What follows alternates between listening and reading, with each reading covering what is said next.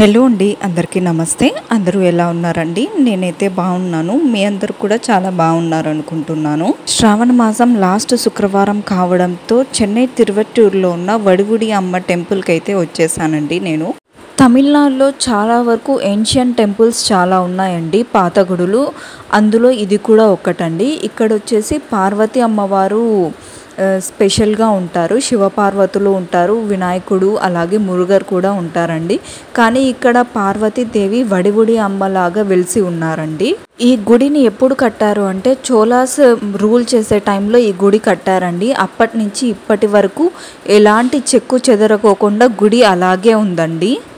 నేను టెంపుల్కి వచ్చింది శుక్రవారం కావడంతో అమ్మవారికి 2 నెయ్యి దీపాలు అయితే వెలిగించానండి. ఇక్కడ దీపం పెడతారు, ఇంకా అమ్మవారికి చీర, వడిబియ్యము, ఇంకా గాజులు కూడా ఇస్తారండి.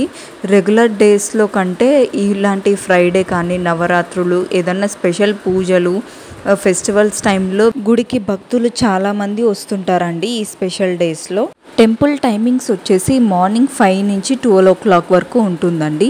ఈవినింగ్ వచ్చేసి 4 నుంచి 8 వరకు ఉంటుందండి. ఈ ఫోటోలో అమ్మవారు ఎలాగైతే ఉన్నారో గర్భగుడిలో కూడా ఇలాగే ఉంటారండి. మనం మామూలుగా చాలా గుడిలో చూసింటారు, అమ్మవారు ఎప్పుడూ కూర్చొనే ఉంటారు, కానీ ఇక్కడ మాత్రం అమ్మవారు నిల్చొని ఉంటారండి. అలా నించొని ఉన్న అమ్మవారిని చూసామంటే మన దిష్టే తగులుతుందేమో, అమ్మవారు అంత అందంగా ఉంటారండి గర్భగుడిలో. ఇక్కడ వచ్చేసి బయట మండపంలో అమ్మవారికి పూజ అయితే చేస్తున్నారు. శుక్రవారం కావడంతో చాలామంది వడిబియ్యం ఇవ్వడానికి, కుంకుమ అర్చన ఇలాంటివన్నీ చేపించుకోవడానికి ఇక్కడ వచ్చి చేపించుకుంటారు. అమ్మవారికి ఇచ్చిన గాజులన్నీ కూడా ఇక్కడ తోరణం లాగా వేశారండి. ఇంకా మిగిలినవి వచ్చిన భక్తులకైతే ఇస్తున్నారు. ఈ అమ్మవారు నిజంగానే చాలా పవర్ఫుల్ అండి. భక్తులు ఇంతమంది వస్తారు, అందరూ కోరికలు తీరినాయి అనే చెప్తారండి. నేను కూడా చాలా వరకు విన్నాను, ఇక్కడ గుడికి వచ్చాక కూడా చూశానండి. చాలామంది కోరికలు నెరవేరిన తర్వాత ముక్కు తీర్చుకునేదానికి కూడా వచ్చారు. ఈవెన్ తమిళనాడు స్టేట్ సీఎంగా ఉన్న జయలలిత గారు కూడా ఇక్కడికి వచ్చారండి.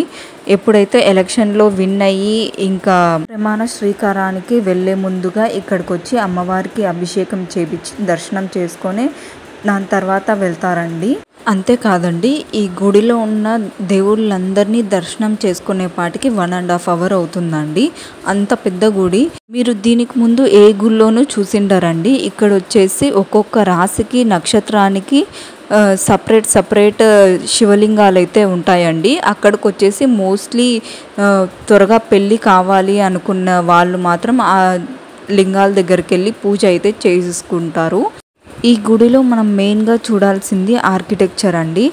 మనము ఎక్కడ చూసి ఉండము, మామూలుగా ఈ మధ్య కట్టిన టెంపుల్స్లో. ఇవన్నీ పాత గుడులు కాబట్టి ఆర్కిటెక్చర్ అంతా చూడండి ఎలా ఉందో. అసలు అప్పుడు కట్టిన గుడి ఇప్పటి వరకు కూడా చెక్కు చెదరకోకుండా అలాగే ఉంది అంటే ఎంత బాగా చేసి ఉంటారు కదా. అప్పుడు మిషన్లు కూడా లేదు, చేత్తోనే ఇవన్నీ కూడా చేసేవాళ్ళు. ఒకే రాయికి ఇలా చెక్కేవాళ్ళు. మీరు చూసినట్టయితే మన ఇండియాలోనే మోస్ట్లీ ఏన్షియంట్ టెంపుల్స్, పాత టెంపుల్స్ అంటే మన సౌత్లోనే ఉంటాయండి. సౌత్లోనూ, అది కూడా తమిళనాడులోనే మనం చూసినట్టయితే చాలా వరకు పాత గుడులు అన్నీ ఉంటాయి. అది కూడా ఇంత మంచి ఆర్కిటెక్చర్తో చాలా ఎక్కువ గుడులు తమిళనాడులోనే ఉన్నాయండి. నెక్స్ట్ టైం ఎప్పుడైనా సరే తమిళనాడు విజిట్ చేశారు అంటే ఈ టెంపుల్ని తప్పకుండా విజిట్ చేయండి. ఇక్కడికి బస్ అలాగే మెట్రో ఫెసిలిటీ కూడా ఉంది. మెట్రో నుంచి బయట వస్తానే జస్ట్ వాకబుల్ డిస్టెన్స్లోనే ఈ టెంపుల్ ఉందండి.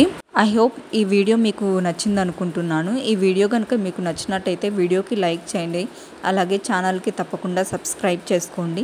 మీకు ఎలాంటి డౌట్స్ ఉన్నా కింద కామెంట్ సెక్షన్లో అడగండి, తప్పకుండా నేను రిప్లై చేస్తాను. Thanks for watching the video.